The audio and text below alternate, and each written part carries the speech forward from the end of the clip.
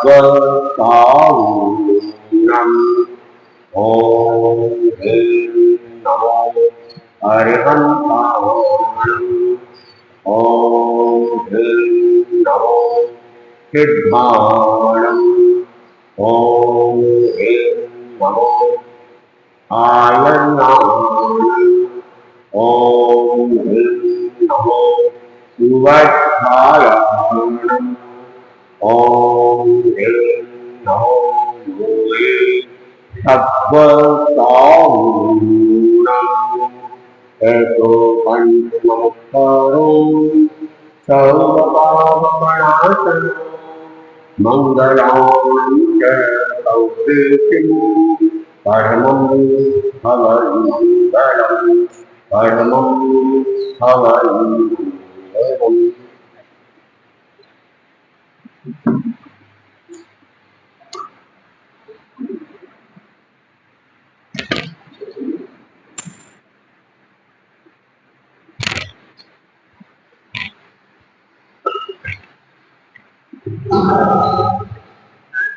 आराध्य की चरणों में कोटि का नमन। परम पूज्य परम पावन आचार्य प्रवर के चरणों में कोटि का नमन। मुनि कृष्ण कुमार जी स्वामी के चरणों में कोटि का नमन और उपस्थित धर्म के लिए तन्मय होकर मन को धोकर जप लो श्री नवकार नमो अरिहंताणम् नमो तीर्थाणम् सब दुख हरता मंगल करता महामंत्र नवकार नमो अरिहंताणम् नमो तीर्थाणम् तन्मय होकर मन को धोकर जप लो श्री नवकार नमो अरिहंताणम् नमो तीर्थाणम् मोह को जिन्होंने मारा हरिहंत देव दुखदारी अष्टकरानाथ किया सिद्ध प्रभु पुनरावतार शरण शरणं भवभयहरणं परमात्मा विकार नमो अरिहंताणम् नमो तीर्थाणम् सब दुख हरता मंगल करता महामंत्र नवकार नमो अरिहंताणम् नमो तीर्थाणम् सत्य गुरु के गौरी होते महान धर्माचार्य आगम प्रवक्ता पावन उपाध्याय होते अनिवार्य दिव्य दिवाकर गुण रत्नाकर धर्म संग आधार नमो आलयाणि नमो वज्रायणि सब दुख हरता मंगल करता महामंत्र नवकार नमो अरिहंताणम् नमो तीर्थाणम् रागी मुनिगण करते जो निज का कल्याण है पांच महारथ पाला बंधन से मुक्त रक्षमान है मुनि संगे तुम सत्यवीत वंदन 12,000 नमो सवताऊणम् नमो सवताऊणम् सब दुख हरता मंगल करता महामंत्र नवकार नमो अरिहंताणम् नमो तीर्थाणम् तन में हो पर मन को दो पर जप लो श्री नवकार नमो हरिहंतारम नमो तीर्थारम नमो आलर्याम नमो वज्रायाम नमो चवताहूम। अपने बात कर रहे थी महासती सीता के बारे में। राजा चंद्रगति अपने पुत्र सीता का विवाह कराना चाहता था। जब अपना पुत्र भावमंडल को चिंतित देखता है तो वो चिंतित कर जाता है कि बेटे को क्या हुआ है, कौन सी बीमारी लग गई है। और जब वेद से पता चलता है इसे तो मन की बीमारी हो गई है। अब मन की बात कौन निकाल सकता है, या तो कोई अच्छा दोस्त हो वही निकाल सकता है। और भावमंडल का दोस्त प्रसन्न कुमार था। प्रसन्न कुमार को बुलाया जाता है। प्रसन्न कुमार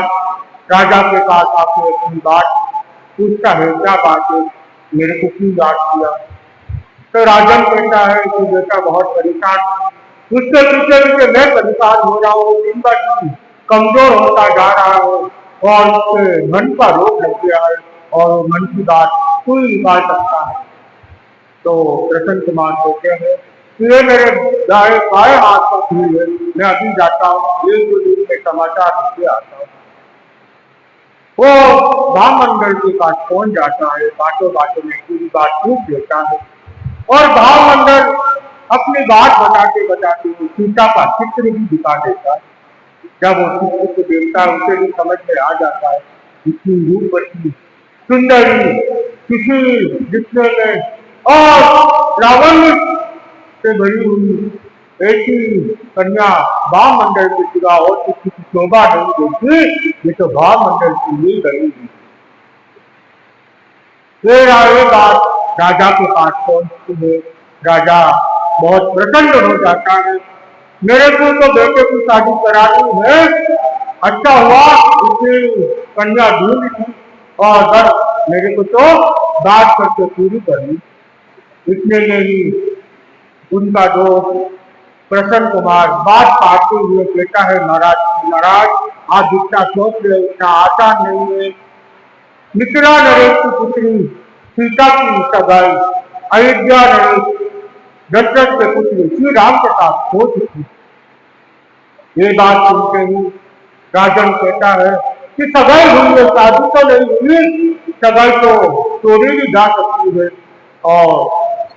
ये सीता तो अपने पुत्र के लिए बनी है और अपने पुत्र के लिए ही वो शोभित होती है और पुत्र के लिए नहीं। मैं अभी राज पुरोहित को बुला देता हूँ और समाचार भेज देता हूँ। और जब प्रसन्न कहता है बहुत उचित बात कह रहे हो आप, किसी का अपने भावमंडल के लिए लगी हुई है, मैं भी जाता हूँ भावमंडल को खुशखबरी दे देता हूँ कि पिताजी ने आपकी सीता के लिए आपका रिश्ता भेज है। और यहाँ से राज पुरोहित को बुलाया जाता है और वो दोस्त वहां पहुंच जाता है उसकी खुशखबरी देने के। जब राज पुरोहित राजन के सामने खड़ा होता है आपको, तो राजन के मन में आता है राज पुरोहित को भेजना अच्छा नहीं लगेगा, हमें तो आमने सामने बैठ के बात करनी पड़ेगी। अगर सगाई नहीं होती तो एक बार राज पुरोहित से भी बात करना चल जाता था, लेकिन अभी सगाई हुई है तब आमने सामने बैठ के अपने को बात करनी पड़ेगी। तो राज पुरोहित को एक बार मना कर देता है, वहां से भेज देता है कि अभी कोई काम नहीं है, जब काम होगा तुम्हें याद किया जाए। और राजा विद्याधारी था, वो अपनी विद्या से मिथिला नरेश जनक को नींद की अवस्था में लेके आ जाता है और वहां से अपहरण करके अपने महल में लेके आके सुला देता है। कुछ ही क्षणों में मिथिला से वो रतनपुर पहुंच जाता। जैसे ही मिथिला का नरेश जनक की आंख खुलती है वो देखता है आज महल बदला बदला सा कैसे है, क्या बात हो गई, कहाँ आ गया मैं, कहीं सपने में तो नहीं। इतनी बात सोचते ही रहता है, राजा आपके सामने खड़ा हो जाता है। राजा को देख के चौंक जाता है एकदम से कि आप यहाँ कैसे आ गए और आप कब आए। तो राजन कहता है, मैं नहीं आया हूँ, तुम यहाँ आए हो। तो वो भी चौंक जाता है, मैं यहाँ कैसे आ गया तुम्हारे महल में और इतना जल्दी, मैं तो सो रहा था। तेरी पूरी घटना सुनाई जाती है, हमने तुम्हारा विद्या बल से अपहरण किया है, हम अपहरण करके आपको यहाँ लेके आए। तो मिथिला नरेश कहते हैं, आपको अपहरण करने की कहाँ अपेक्षा पड़ गई, अगर आप समाचार भेज देते तो मैं खुद ही आ जाता आपसे मिलने। क्योंकि बात ही ऐसी थी कि आपको तुरंत बुलाना था, इसलिए आपका अपहरण कराया गया। और राजा विनम्र भाव से पूछता है, राजा क्या बात हो गई थी कि आपको एकदम से मेरे को बुलाना पड़ा। तो राजन कहता है, मैंने सुना है आपकी एक कन्या है, उसका नाम जो सीता है, मैं चाहता हूं कि उसकी शादी मेरा पुत्र भामंडल से करके आओ। एकदम चौंक जाता है मिथिला नरेश। वो कहता है, क्या बात कर रहे हो आप, आपको पता नहीं है अयोध्या नरेश राम से उनकी बात सभी हो चुकी है और वह राम की पत्नी होने वाली। तो ये तक तो मैं भी जानता हूँ कि सगाई हो चुकी है, सगाई हुई है, शादी तो नहीं हुई है, सगाई तोड़ी भी जा सकती है। और सीता हमारे यहाँ शोभा देती है और कहीं शोभा नहीं देती है। और मेरा बेटा कोई कम नहीं है, वो भी रूपवान सुंदर और दीर्घ एक अच्छा युद्धा भी है, उसमें भी सब गुण। कहते आपकी बात सही है राजन,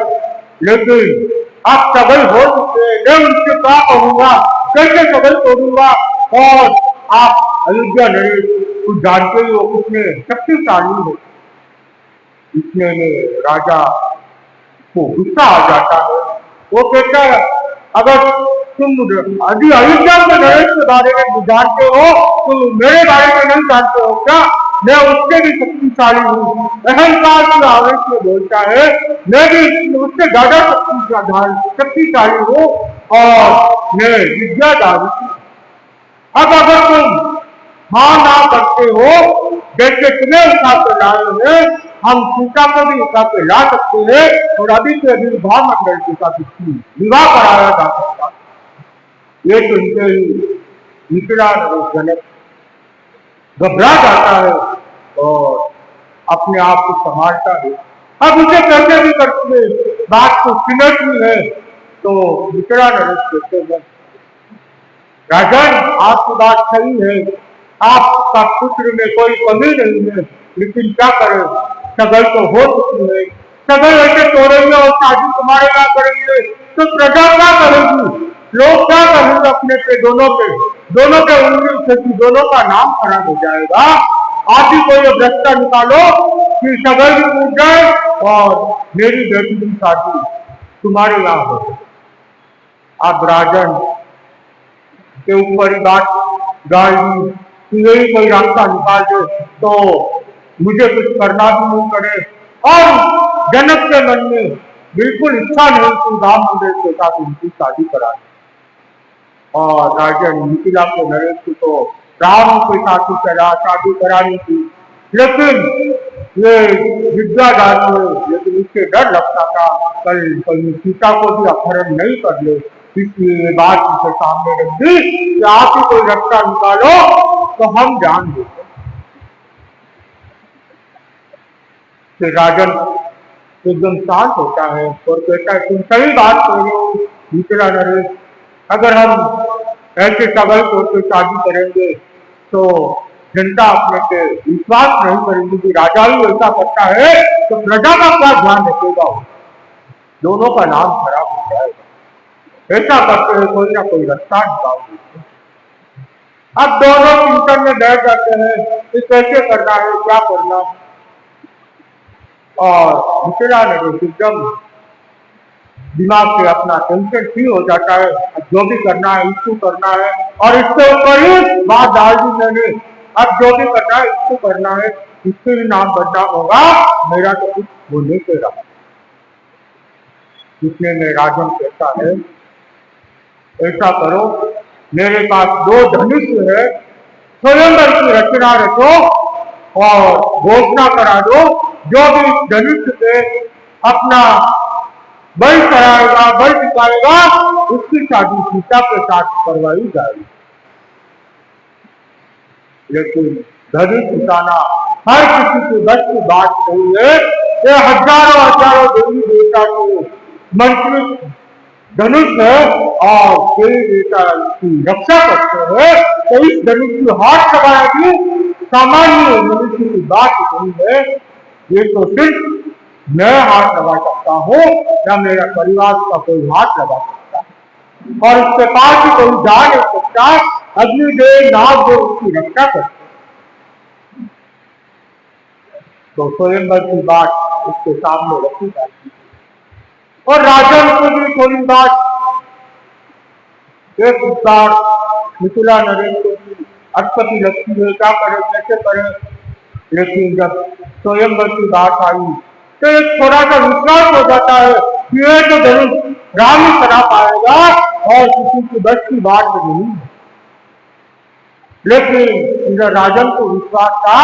भामंडल को हाथ लगा सकता है, मेरा पुत्र है, परिवार की वादी कोई हाथ नहीं लगा सकता। और जब मिथिला नरेश को सम्मान वहां से विदाई देते हुए तुम जाके घोषणा कर दो कि जो धनुष कराएगा उसके साथ ही सीता की शादी हो। अब वहां से मिथिला नरेश जनक रवाना होता है, तो वो चिंतन में रहता है, अब घर में कैसे बात करूंगा रानी की सीता से, क्या बात करूंगा, अब मैं अयोध्या नरेश से क्या कहूंगा, उनके सामने कैसे प्रस्तुति रखूंगा, और राजा मेरे को क्या कहेंगे, दशरथ क्या कहेंगे मेरे। सगाई करने के बाद ये क्या नाटक रच रहे हो तो। लेकिन बहुत चिंतित होता है। लेकिन सबसे ज्यादा चिंता उसको सीता की होती है कि सीता ने तो अपने मन से उसे पति मान दिया था, और सगाई के समय ही उसने दे दिया था, तो मेरा पति यही है, इसके सिवा मेरे तन मन में और कोई नहीं बचेगा, तो मैं सीता से कैसे बात करूंगा। तो ये वो चिंतित होते होते वहां मिथिला पहुंच जाता, और यहाँ पे मिथिला रानी सीता पूरी मंत्रिमंडल चिंतित रहते हैं कि राजा कहाँ गया है, राजा दिख नहीं रहा है, राजा कहाँ गया है, और किसी को बताया भी नहीं कहाँ गायब हो गया राजा। सब चिंतित होते हैं, और जैसे ही उनका रथ आता है देखता है तो सब खुश हो जाता है। महारानी के पास समाचार भेजते हैं कि महाराज पधार रहे, महाराज पधार रहे, महाराज पधार रहे। जैसे ही महाराज भवन में प्रवेश करते हुए रानी आके खड़ी हो जाती है, वो अपने ऊंचे स्वर में बोलने लग जाती है, आप कहाँ चले गए, कम से कम बोलते तो जाते, ऐसे ही चले गए। लेकिन राजा का कोई क्रिया नहीं होती, तो रानी सोचती है कोई ना कोई तो बात है इनके दिमाग में, और इनका चेहरे पे लग रहा है कोई तो कोई गहरी बात है जो उनके दिल में चुभ रही है, और मैं ऐसे ही इनके ऊपर भटक रही हूँ। मेरे को शांत होना चाहिए, उनकी मन की बात सुन लेनी चाहिए। वो कहती है आप अंदर चलो, थोड़ा विश्राम कर लो, थके हुए हो, और आपके लिए भोजन की व्यवस्था करवा दी। तो राजा कहता है ना तो मुझे भोजन चाहिए, ना तो विश्राम करना है, ना तो पानी पीना है, मुझे तुमसे एक जरूरी बात करनी। राजा रानी को कहते हैं कि कक्ष में चलो, मैं आ ही रहा हूँ। कक्ष में दोनों जाते सुंदर उनके खाने पीने की व्यवस्था रानी कर देती है, और कहती पहले कुछ खा लो, आप थके थके से हो, आपका चेहरा भी उतरा हुआ है, कुछ पहले खा लो, बाद में बात हो जाएगी। लेकिन वो कहता है मेरे को कुछ नहीं चाहिए, तो पहले मेरी बात सुन लो, मैं आपको मेरी बात बता दूंगा तो मैं थोड़ा हल्का हो जाऊंगा, और उसके बाद खाना पीना बाद में देखा जाए।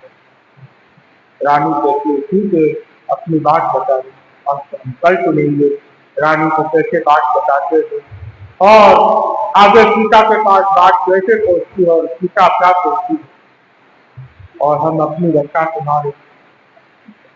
दर्शन कुमार जी स्वामी का 1.5 हो चुका था, और हम लोग दिन सर्दियों का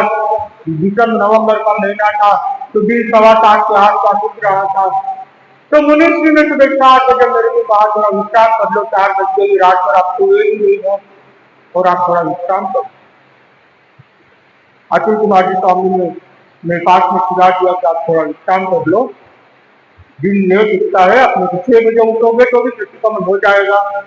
और जल्दी उठ जाओ तो आपके ध्यान कर जाए, जो भी करना है कर लेना, लेकिन थोड़ा सा विश्राम। और वहां के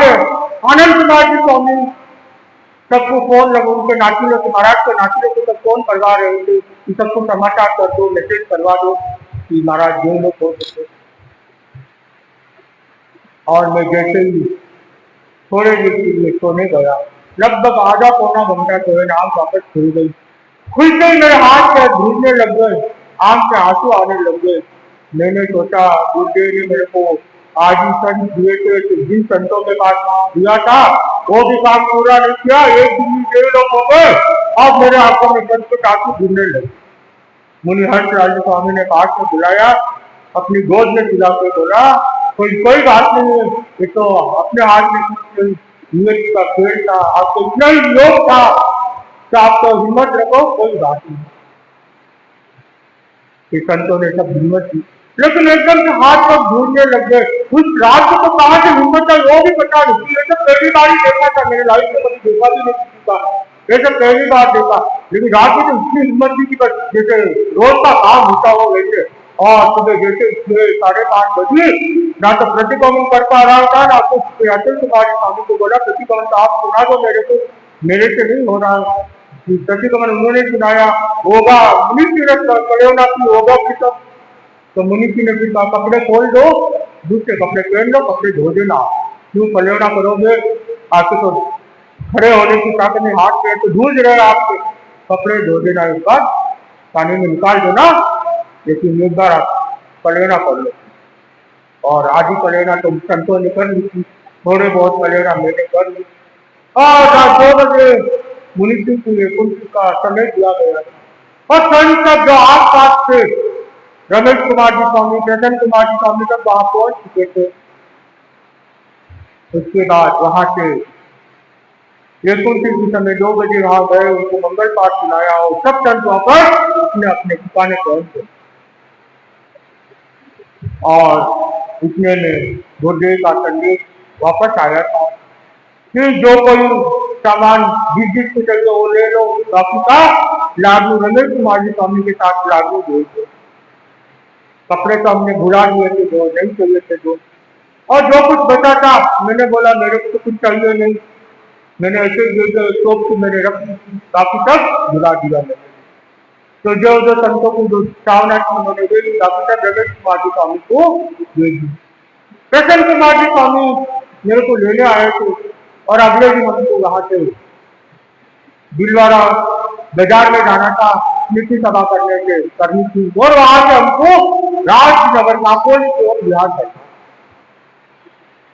और वहां से हमने स्मृति सभा करके महाराज के मन में थोड़ा सा कहीं डाउट था प्रसन्न कुमार जी स्वामी के मन में कि और कोई मोक्ष मुनि को लेकर नहीं चले जाए, तो आज ही स्मृति सभा में ही वहां से बिहार करवा दिया, और उनकी 16 किलोमीटर का बिहार एकदम लंबा करा दिया। महाराज जी के कोई दूसरे संत की पटा को लेकर चले जाएंगे तो मैं क्या करूंगा, एक संत अभी मिला है मेरे को, तो उन्होंने 16 किलोमीटर का बिहार करके पूर्ण भाव में लेके चले, और हमने वहां 2 दिन रहे थे, वहां से हम काकोली की ओर बिहार कर, अब वहां काकोली की ओर आगे बढ़ते गए, और फिर अब कल सुनेंगे आगे क्या हुआ कैसे हुआ, इसी के साथ हो।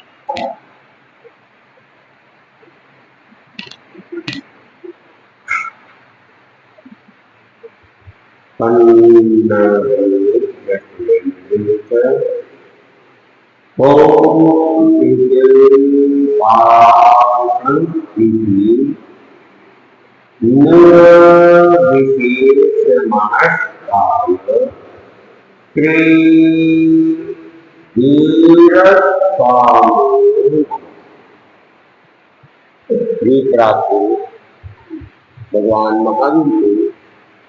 सब भक्ति वंदना। वीतराग काफी महान साधक महातपस्वी युग प्रधान आचार्य श्री महास्वामी को सब भक्ति वंदना, जिन्हें मुक्त माती उपस्थित सावधान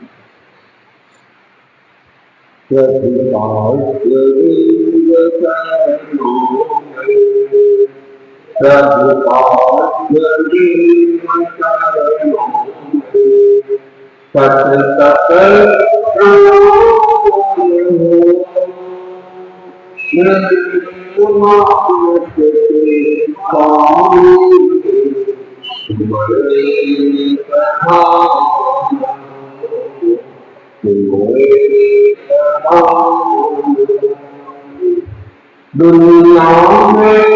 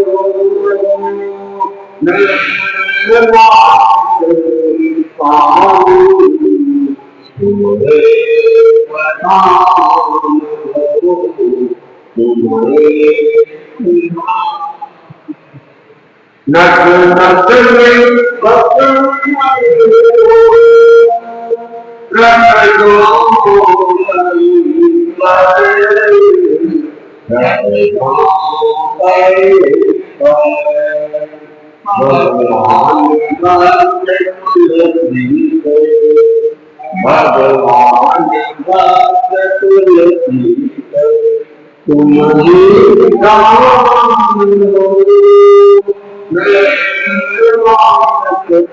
स्वामी तुम्हारे सदाम तुम्हारे सदाम प्रभुपाद देव प्रभुपाद देव सत सत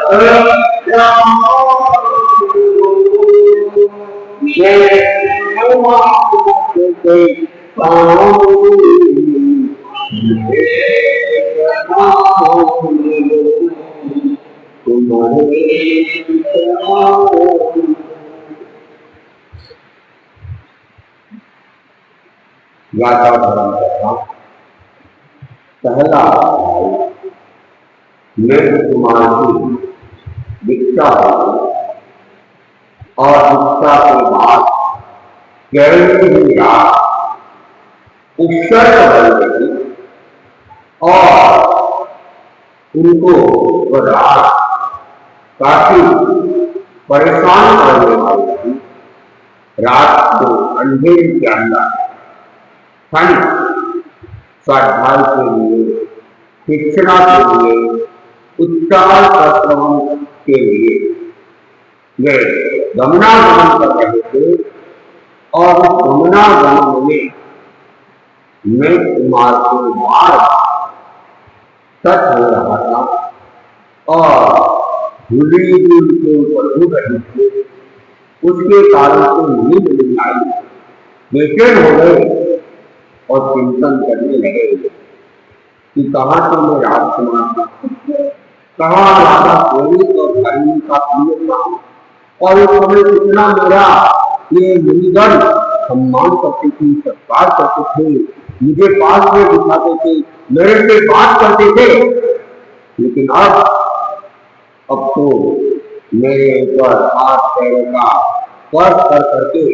मुझे कष्ट दे रहे हैं। तो मैं तो सवेरे जाऊंगा, भगवान से निवेदन करूंगा और वाकिफ क्या करूंगा,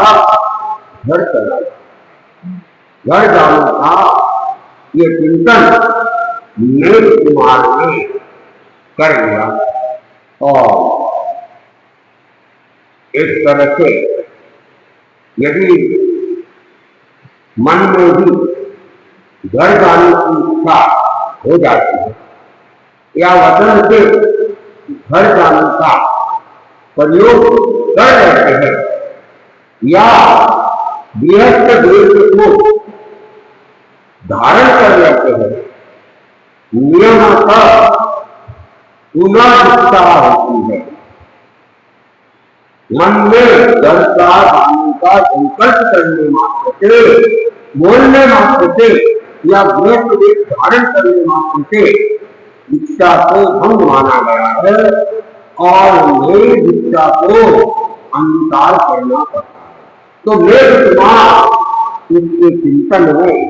क्या आ जाता है, सवेरे मैं तो होगा पात्रा सुनाऊंगा और अपने घर चला जाऊंगा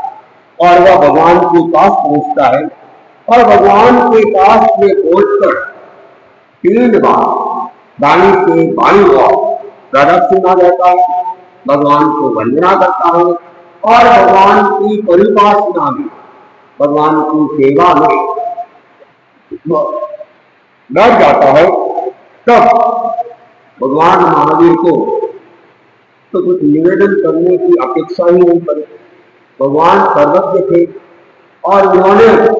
मेघ कुमार के रात के चिंतन को जान लिया था। तब भगवान ही संबोधित कर रहे हैं, तैवं मेहम समो भगवम भाई मेहम कुमारम एवं बयासु से मेहम तुमम मेह राव तो रक्ता व रक्त काल समयंती तम नेहि निगंठहि गायनाय उच्चारणाय परियत्नाय ब्रह्माणु दोष चिंताय उच्चारस्तय पाशवनस्तय ऐगच्छा नेहि यह निगच्छना नेहि अप्पे गए हत्ते संगठिये अप्पे गए पाए हो संगठिये अप्पे गए शीशे संगठिए अपने गई ऐ होट्टे संगठिए अपने गई ऐ कायम की संगठिए अपने गई ऐ ओलन दिए अपा गई ये ऐ ओलन दिए अपने गई ऐ पाल रही दिए गए एवं हालिनी चरणम रायंतिमम नो संता एति मूर्तमवि अच्युल निम्मिल्लावत्तय तरणम उद्यमेहा विमेयार्ये अध्यक्षीय किंतीय पत्तीय मनोदय संकप्ते समुत्पद्यता दयानम अहम अगार मज्जावसामी दयानम ममम समना निगंता आरायंती परिहंती जप्ति दीर्घ नम मुंडे भविष्या अगारो वंगार्यम पव्यामी पवित्रम च नम ममम समना निगंता राव कुवरत्ता वरत्त काल समयंती अपे गैया जाओ काल रई रई मुंड्य करंती तम सोयम अनुममम कल्लम पाऊ भायाए रई जाओ उत्तियम्नु तुरे सहस्रतम्नि आवत्येति वत्तुवा संपहिता संपहिता अर्थ विहत्त वसत्त मानस गए निरे परिपूर्णम चानम रैनम फलेश कविता देना में हम देना में अवमान गए से लोग लेना एस अच्छे समझते हत्ता अच्छे समझते में श्रमण भगवान महावीर ने कुमार मेघ को इस प्रकार कहा कि मेघ रात्रि में पूर्व रात्रा अपरात्रा में वासना चेतना परिवर्तना धर्मानुरूप का चिंतन उच्चार या प्रश्रवण के हेतु आते जाते हुए श्रवण निर्गम से तुझे तेरे हाथों को छू गए तुझे पेट को छू गए तुझे शरीर को छू गए तुझे तुझे लांग कर चले गए और तुझे बार बार लांग कर चले गए और तुझे अपने पैरों की वजह से तुझे धूली लिप्त कर लिया। इस कारण से इतनी लंबी रात में तुम मूर्त वर्गी आंख नहीं मूंद सका। तो भगवान महावीर उसकी जो कल्पना थी वह जो सोच रहा था कि संत कभी मेरे पैरों को छू गए हाथों को छू गए पेट को छू गए धूली मेरे ऊपर डाल रहे हैं और इसके कारण से मुझे नींद नहीं आई तो सारी की सारी बात भगवान ने उसे बता दी। मैं सब तेरे मन में इस प्रकार का आध्यात्मिक चिंतित अभिलाषित मनोगत संकल्प उत्पन्न हुआ जब मैं गृहवास में था तब श्रवण निर्जन मेरा आदर करते थे मेरी और ध्यान देते थे मेरा सत्कार करते थे सम्मान करते थे और प्रश्न कार्य और व्याकरण का आख्यान करते थे इस और कांत वाणी के आलाप अल्लाह करते थे। जिस समय से मैं मुंड हो अगाध से अंधारता में प्रवर्तित हुआ हूँ उस समय से श्रवण निर्जन न मेरा आदर करते हैं रावत न मेरे से उल्लास करते हैं। अब भगवान को आगे कह रहे हैं कि तुम ये भी सोचने लगे कि गृहस्थवास में तो मेरा आदर सत्कार हो रहा था सम्मान हो रहा था मेरे से बातचीत हो रही थी लेकिन साधु बनने के बाद ये लोग न तो आदर सत्कार करते हैं और न मेरे से बात करते हैं। ये श्रवण निर्जन रात्रि में पूर्व रात्रा अपरात्रा में तुझे मेरे हाथों का छू जाते हैं और तुझे अपने पैरों से हृदयों से विलिप्त कर जाते हैं। अतः मेरे लिए मैं उषा काल में पोपत में यावत सहस्त्र रत्न मिलकर से गाजल्यमान सूर्य के ऊंचे ऊपर आ जाने पर श्रवण भगवान महावीर के पुनः कुछ घर चला जाएगा और मैं तुमने सुबह जब सूर्य उदय होने के बाद में सूर्य जब थोड़ा ऊपर आ जाए गाजल्यमान हो जाए तब तुम मेरी आज्ञा से घर जाने का भी तुमने क्या कर लिया चिंतन कर लिया है। ये बात सही है क्या? ने कहा हाँ बनते आपने जैसा कहा है वैसा ही है किंचित भी फर्क नहीं है। तो मैं को भी पता चल गया भगवान ने मेरे सारे चिंतन को जान लिया और भगवान को सब कुछ पता चल गया है और मेरा जो संकल्प है घर जाने का यदि भगवान के जानकारी में आ गया। एवं उनमें तुम सत्य भक्तहन वेयुद्धा गिरिपाल वैमेहि निवत्य नाम देखे से संत उज्जवल विमल निर्मल दैदान गोपी है रैन्य रप्पयाते सत्पुष्टे नवाये 10 परिणाम सत्संगम पवित्रिये सोम सम्ये पूर्वो उदग्गे समूह तीरे सुहासनो चित्तो वराय अय्या पुच्छी अच्युत अलंब पुच्छी पलंब लंबोदर राह करे धनुपत्थादित्य विचित्र पुच्छे अल्ले पमान युक्त भट्टिय तिवार दत्तावरे अल्ले पमान युक्त पुच्छे युक्त चिन्ह संदंते सुमेरु पब्दे नाम भक्ति आया होगा। अब भगवान महावीर को कह रहे हैं कि ले तो अतीत में इससे पूर्व तीसरे जन्म में एकार्य पर्वत की तलहटी में सुमेरु नाम का हस्तीराज तो तुम क्या थे एकार्य जो पर्वत है उस पर्वत की तलहटी में तुम हाथियों को राजा थे और तुम्हारा नाम क्या था सुमेरु था और तेरा नाम वनवासी लोगों ने रखा था और हाथी का जो ये सुमेरु नाम रखा वो वहां के जो वनवासी लोग थे उन्होंने ही वो नाम रखा था। और तू संत की भांति उज्ज्वल विमल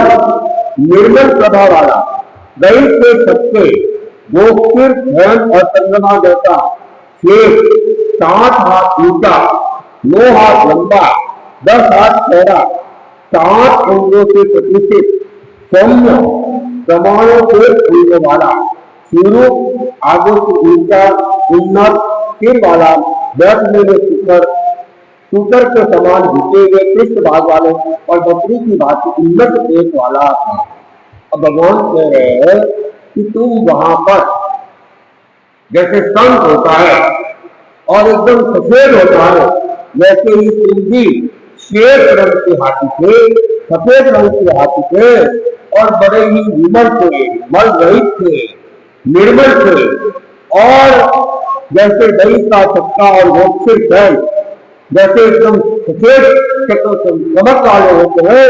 वैसे ही थे और तुम 7 हाथ से ऊंचे थे और लंबाई के अंदर 9 हाथ थे और चौड़ाई के अंदर तुम 10 हाथ वाले थे और तुम्हारे सारे अंग जो थे ये एकदम प्रतिष्ठित थे और जैसे होने चाहिए उस प्रमाण के अनुसार थे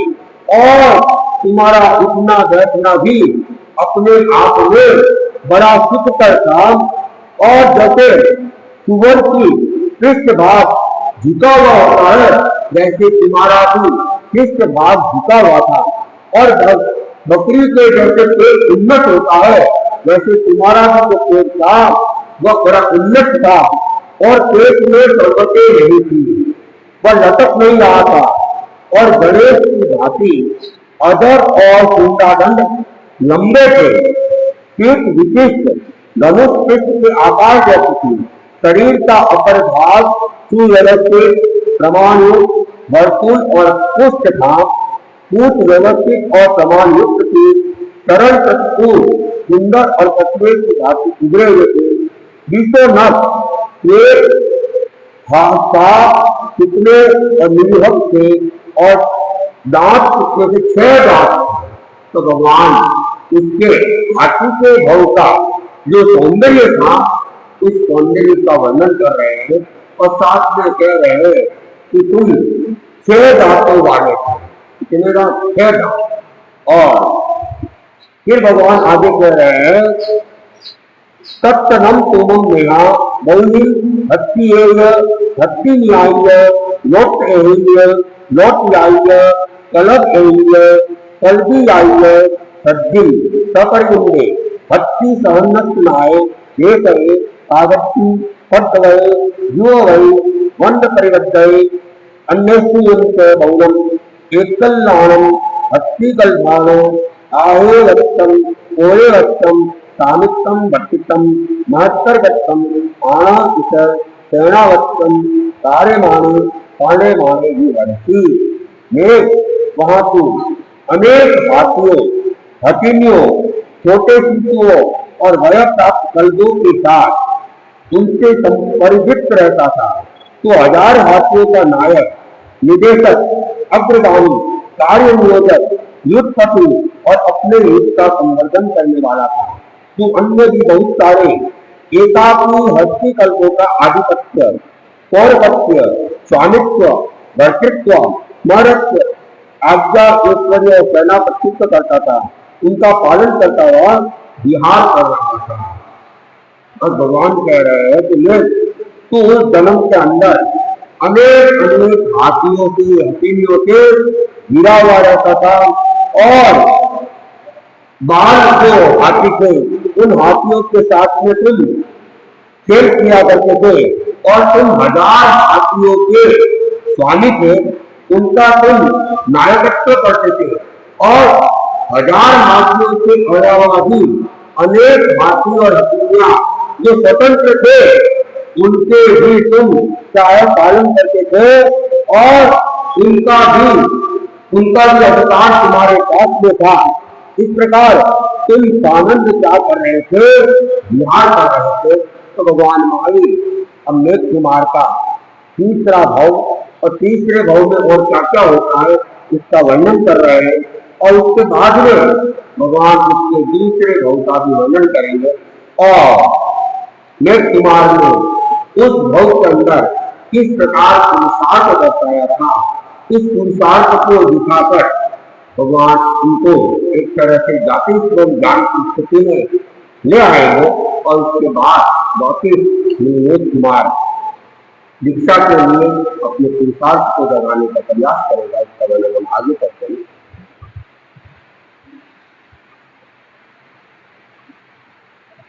गणेश कुमार वहां मत्स्योदय के नाम से राजा के पास था और वह गीत रति चांडाल वह उसको फंसाने का षड्यंत्र कर चुका था और गीत रति चांडाल अपने पारिवारिक दलों के साथ में आया था और सब मिलकर राजा के सामने क्या कर रहे थे, उनके परिवार का सदस्य बता रहे थे। गीत रति कह रहा था ये तो मेरा भाई है और बाकी लोग भी कोई उसका बाप बन रहा था, कोई दादा बन रहा था, कोई चाचा बन रहा था और राजा को लगा अरे इसने तो मुझे धोखा दे दिया, चांडाल जा चुका है और मुझे तो बंदे का धोखा बताया था और मैंने इसके हाथ से कान खा लिया, इसने मुझे व्यक्त कर दिया। और राजा एकदम आवेश में आ गया, आवेश में आया और पूछा। तब गणेश कुमार उसको भी लगा ये तो बड़ा षड्यंत्र है, लेकिन उत्पत्ति बुद्धि का धनी था, तत्काल वह समझ जाता है और राजा को कह देता है कि हाँ ये तो कह रहे हैं बिल्कुल ठीक है और ये गीत रति मेरा भाई है, इसमें कोई भी फर्क नहीं है, लेकिन हमारे पिता तो एक है लेकिन माता है हमारी अलग अलग है और पिता का उसके ऊपर क्या ज्यादा था, मेरे पर तो कम ही था। तो मेरे शरीर में तो 5 रत्न रखे हैं और इसका शरीर तो रत्नों से भरा हुआ और मेरे जो रत्न है वो तो सामान्य रत्न है और इसके पास से जो रत्न है अनुपम रत्न है, अमूल्य रत्न है, अनमोल रत्न है। राजा को वो जो 5 रत्न दिखाए, राजा को झटकता रहेगा ये सामान्य रत्न कह रहा है, ऐसे रत्न तो मेरे राजकोट में भी नहीं है। तो फिर भला इस गीत रति के पास तो और कितने अनमोल होंगे। तो राजा ने क्या किया, अपने आदमी को आदेश दिया और आदमी को आदेश देकर कहता है राजा पद चूरी मंगाता है, राजा पद चूरी मंगाता है, चिरोतन हुक्म सुनाता है, चिरोतन हुक्म सुनाता है। अब गीत रति घबराया, अब गीत रति घबराए और मोती कैसे माया कर्मों की कैसे माया बोला जब मेरा व्यात नहीं बोला जब मेरा व्यात नहीं मैंने झूठी बात कही मैंने झूठी बात कही लालच ने गला कटाया लालच ने गला कटाया कर्मों की कैसी माया कर्मों की कैसी माया अब सत्य सत्य हाल सुनाता हूँ अब सत्य सत्य हाल सुनाता हूँ वह तुरंत भी फंस जाता वह तुरंत भी फंस जाता निकले निज पास बुलाया निकले निज पास बुलाया कर्मों की कैसी माया कर्मों की कैसी माया सब घटना बनद सुनाता है सब घटना बनद सुनाता है ईटों में नाम दिखाता है ईटों में नाम दिखाता है विश्वास धूप के आया है विश्वास धूप के आया है कर्मों की कैसी माया है कर्मों की कैसी माया है और राजा प्रति चांडाल के शरीर के अंदर कैसे अनमोल रत्न है ये देखना चाहता था और उसने अपने आदमी को कहा छुरी लाओ और इसके शरीर को कीड़ो अब बेचारा प्रति को घबरा गया और उसने देखा ये मत्स्योदर ने तो गिरा फंसा दी आया तो मैं इसको फंसाने था लेकिन पासा उल्टा पड़ गया और मैं खुद ही फंस गया और मेरे शरीर में तो एक भी रत्न नहीं है और इसने अपने शरीर के 5 रत्न दिखाए है और ये कह रहे इसका तो शरीर ही भरा हुआ है तो अब मुझे बार बार अलग अलग अंगों से काटेंगे फिरेंगे मेरी तो ठंडी हो जाएगी मर जाऊंगा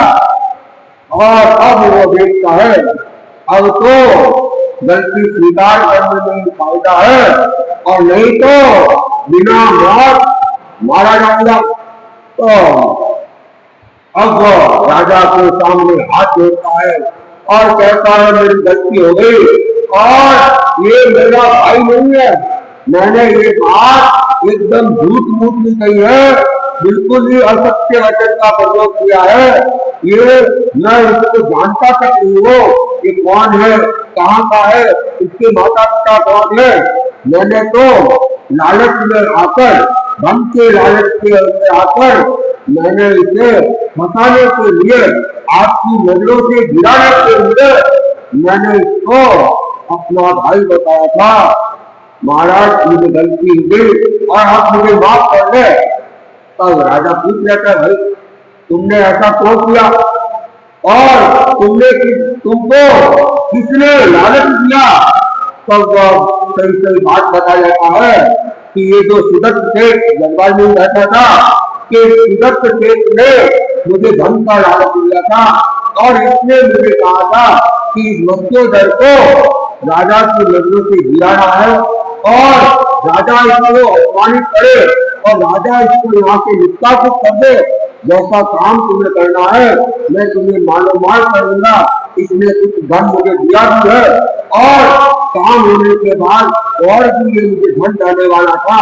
इस धन के लालच में आकर हम सब ने इसको अपने परिवार का सदस्य षड्यंत्र पूर्वक बताया है बाकी हम इसको जानते नहीं हैं तो राजा अब वो मत्स्योदर को आगे बुलाता है और मत्स्योदर को कहता है भाई जब तुम इसके भाई हो नहीं ये कह रहे भाई नहीं है तो फिर तुमने इसकी हाथ में हाथ को भरी तो स्वीकार किया कि जीत चांडाल मेरा भाई है। और फिर ये भी कहा कि पिता तो हमारे एक है, माता अलग अलग है। ये सब तुमने क्यों बोला? क्या सच्ची सच्ची बात क्या है? तब गणेश कुमार कह रहा था कि महाराज मेरे पास प्रमाण रहने के लिए अभी कुछ भी नहीं था कि मैं बनिए का बेटा हूं। मैंने आपको वणिक पुत्र कहा था, वो एकदम सही था, लेकिन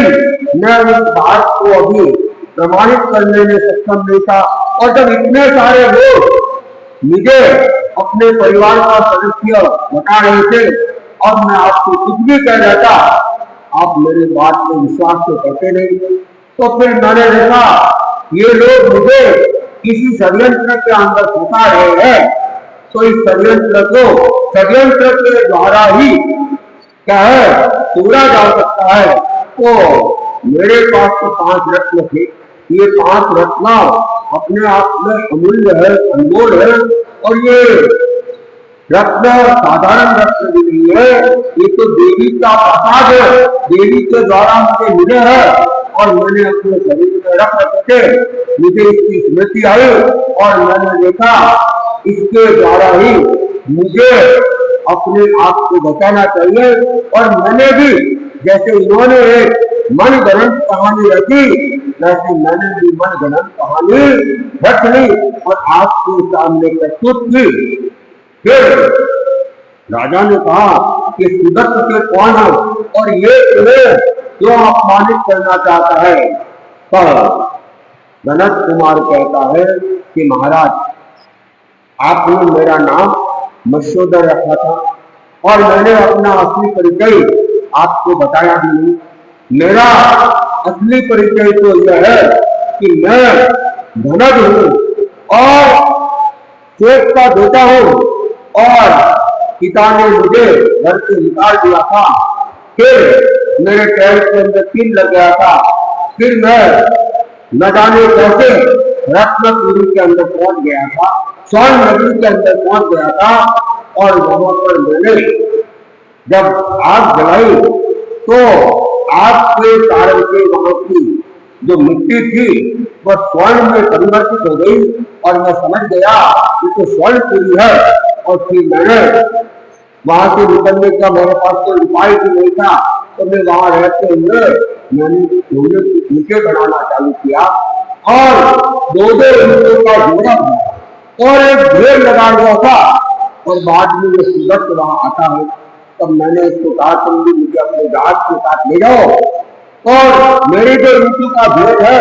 100 का हिस्सा मैं तुझे दे दूंगा। और इसने मुझे स्वीकृति भी दे दी, लेकिन बाद में इसके मन में लालच आ गया और इसने तो मुझे कुएं में धक्का दे दिया और ये सारी ईंटें इसने हड़प और ये ईंटें इसकी नहीं है, ये ईंटें तो मेरी है, ये जोड़ा मैंने बनाया है। तो राजा ने सुदत्त को पूछा कि क्या ये ईंटें तुम्हारी है? तो सुदत्त ने कहा नहीं राजन ये ईंटें मेरी ही है, ये झूठ बोल रहा है। अब राजा ने देखा कौन प्रमाणित कह रहा है, ये कोई बोल रहा है, ये बोल रहा है। तो गणेश को पूछा भाई तुम्हारे पास में कोई प्रमाण है कि ये तुम्हारी है? इसके पास तो इनके है, इसलिए अभी तो इसकी मान नहीं सकते है, लेकिन तुम कह रहे हो इनकी मेरी है, तो इसका तुम्हारे पास कोई प्रमाण है? तो गणेश ने कहा कि मेरा नाम क्या है, धनज है। और जब मैंने ईंटें बनाई थी तो ईंटें बनाते समय मैंने ईंट के अंदर ईंट के एक तरफ धनज नाम अंकित कर लिया था और उसके बाद में मैंने क्या किया था, दोनों ही ईंटें जिसमें जो धनज नाम लिखा हुआ था तो नाम को अंदर की तरफ रख के उन ईंटों को मैंने जोड़ दिया था, तारी लगा दी थी। अगर आप इस जोड़े को तोड़ोगे तो इसके अंदर मेरा नाम लिखेगा, धनज नाम लिखेगा। तो राजा ने फिर वो ईंट का जोड़ा जो राजा को भेंट किया गया था वह अशोक का जोड़ा मंगाया और फिर उसको और जाता उसने मत्स्योदर ने कहा था कि इसके अंदर धनज नाम जो मेरा सही नाम है, असली नाम है, वह अंकित है। तो राजा को विश्वास हो गया ये जनक एकदम सही बोल रहा है, सच कह रहा है, और ये सुदत्त यही बेईमान है, और इसको फंसाने के लिए इसलिए ये सारा षड्यंत्र रहता है। तो राजा फिर क्या होता है, कुपित हो जाता है। अब देखते हैं राजा आगे क्या करता है, कैसे करता है। आज से सत्याचार, आज का एक दिवस की त्याग रसगुल्ला खाने का त्याग है। उपवास के सत्याचार वाले उपवास बोले एकासन, अरे बारी वाले का तो बाकी है। ये गुरु धर्म के साक्षी को कल सवेरे सूर्योदय तक एक बार एक जगह एक घंटे से ज्यादा खाने का त्याग है। रात को सारा आज के त्याग है, कच्चे पानी के त्याग सुने मंगल पाठ चत्तारि मंगलम मंगलम मंगलम केवली पल्लम चत्तारि गुरु कुमार निकाल केवली पल्लम चत्तारि सर्वं पवचान नीति सर्वं पवचान नी सर्वं पवचान साहु सर्वं पवचान केवली पल्लम मम सर्वं पवचान